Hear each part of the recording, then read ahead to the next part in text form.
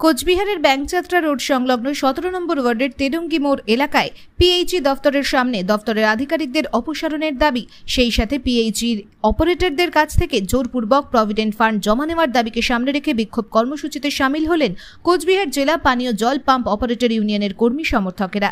এছাড়াও তাদের আরও বক্তব্য, ঠিকাদারদের বরাত পেতে হলে প্রয়োজন provident fund, ESI registration, labour licence registration. কিন্তু দেখা যায় ঠিকাদারদের লেবার লাইসেন্স রেজিস্ট্রেশন না থাকলেও অনেক পিএইচির বরাত তারা পেয়ে যাচ্ছে।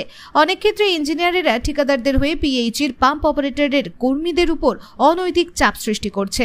সেই সাথে তাদের বিস্ফোরক বক্তব্য, পিএইচির ইঞ্জিনিয়ারেরা ঠিকাদারদের হয়ে বাউন্সারের কাজ করছে। তাই তারা বুধবার বিক্ষোভ কর্মসূচিতে সামিল হয়েছেন। শুনবো তাদের বিক্ষোভ কর্মসূচি নিয়ে সংগঠনের সম্পাদক গণেশ নন্দী কি বললেন। বিক্ষোভ আমরা যারা কোচবিহার জেলাতে পাম্প অপারেটর আছি, 2011 সালে আমাদের প্রভিডেন্ট ফান্ড, ইএসআই এবং লেবার লাইসেন্স কন্ট্রাক্টরদের বাধ্যতামূলক করা হয়। আজকে 2024 সালে এসে পিএইচই দপ্তর অবৈধভাবে প্রায় এক প্রকার গায়ের জোরে ভয় দেখিয়ে অপারেটরদের প্রভিডেন্ট ফান্ড করতে বাধ্য করা হচ্ছে এবং তাদের বেতন থেকে মজুরি কেটে নেওয়া হচ্ছে।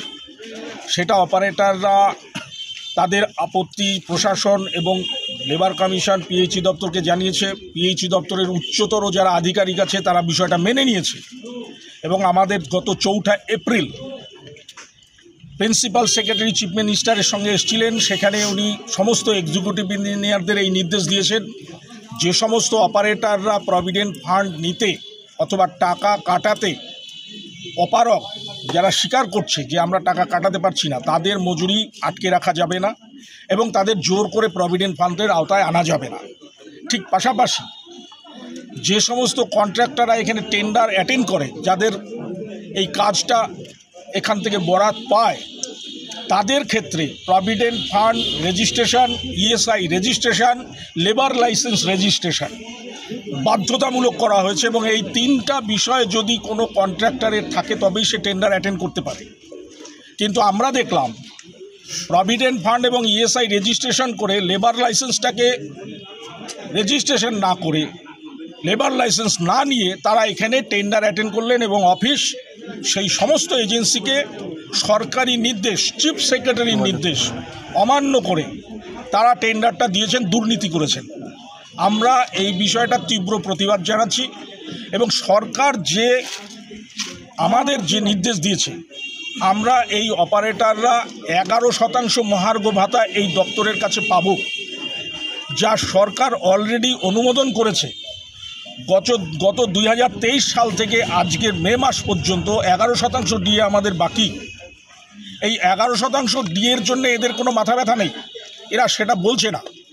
কিন্তু অপারেটরদের বেতন কাটা, যদি তারা বেতন না কাটে তাহলে তার বেতন বন্ধ করে দেওয়া, অর্থাৎ মজুরি বন্ধ করে দেওয়া। আমরা মনে করি কোচবিহার জেলার আপামর জনসাধারণের এই যে পানীয় জল পরিষেবা, এটা একমাত্র আমরা যারা অপারেটর আছি এটা আমরাই করি।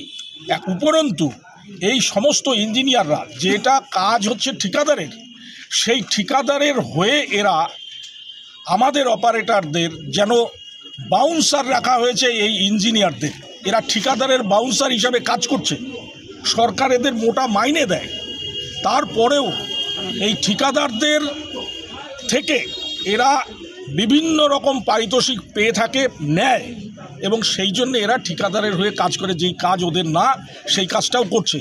অথচ ঠিকাদারের যে দায়িত্ব পালন করার কথা, সরকার এর জন্য লক্ষাধিক টাকা একটা পাম্পের জন্য ব্যয় করে ঠিকাদারের লোকের জন্যে, সেইখানে কোনো রকম পরিষেবা দেওয়া হয় না।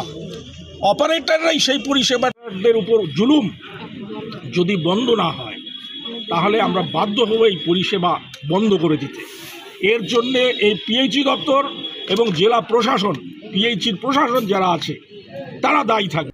ব্যুরো নিউজ, ABN 24/7, সঙ্গে থাকবেন।